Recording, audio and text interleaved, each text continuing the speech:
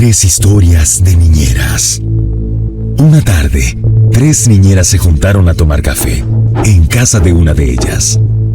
Era una de esas reuniones para ponerse al día, hablar de trabajo, de los niños, de la vida. Pero ya saben cómo son esas conversaciones. Tarde o temprano, alguien llegaría a preguntar algo como: ¿alguna vez les pasó algo raro cuidando niños? Primero hubo risas nerviosas, pero después, Claudia se atrevió a ser la primera en romper el hielo. Empecé a cuidar a un niño todas las tardes. Se llama Mateo. El papá siempre me decía lo mismo al salir: me voy al trabajo, regreso en la noche. Todo normal.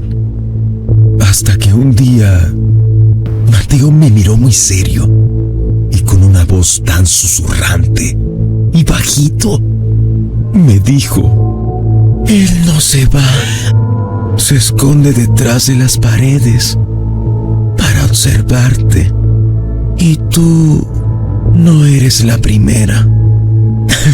Me reí por reflejo, pero el tono con el que lo dijo no sonaba a broma. Esa noche escuché ruidos en el pasillo. Fui a ver. El sonido venía de una puerta que siempre estaba cerrada. Mateo me había dicho que no debía entrar, pero estaba entreabierta. Adentro de la habitación, las paredes estaban cubiertas de fotos. Mujeres jóvenes, niñeras, como yo. Algunas sonreían, otras no tanto. Pero estas últimas fotos tenían una sonrisa dibujada con un lápiz rojo. Me pareció muy inquietante.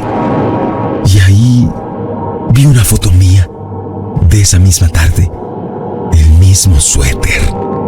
Entonces escuché una voz detrás de mí: te ves muy bien en esa foto.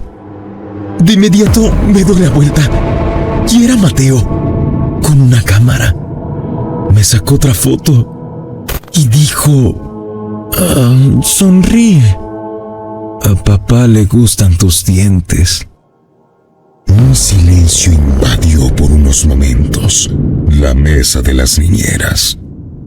Nadie dijo nada por unos segundos, hasta que Camila habló.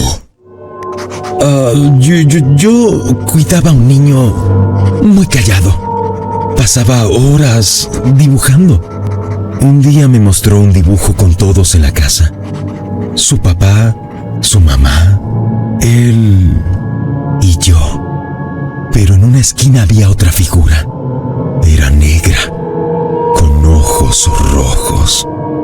Le pregunté qué era eso. Me miró un segundo y dijo muy bajito: ese es el hombre que se esconde en tu armario cuando crees que estás sola. La última de las tres niñeras, Celia, dudó por un momento, pero también terminó compartiendo lo suyo. Fue hace poco. Estaba cuidando a dos niños en un departamento pequeño. Ya era tarde, como las 11. Ellos dormían. Yo veía tele. Entonces sonó el teléfono fijo. Contesté y escuché una voz baja, como un susurro, diciéndome: ¿puedes revisar a los niños? Pensé que era una broma y colgué, pero volvieron a llamar. ¿Puedes revisar a los niños? Yo veo a tres. Hay uno que no es humano. ¿Puedes adivinar cuál es? Subí a verlos. Los dos dormían profundamente. Me relajé. Di la vuelta para salir y ahí vi el teléfono inalámbrico. Estaba en la cama, junto a ellos. La tarde se fue volviendo noche. Claudia fue la primera en despedirse. Luego Celia.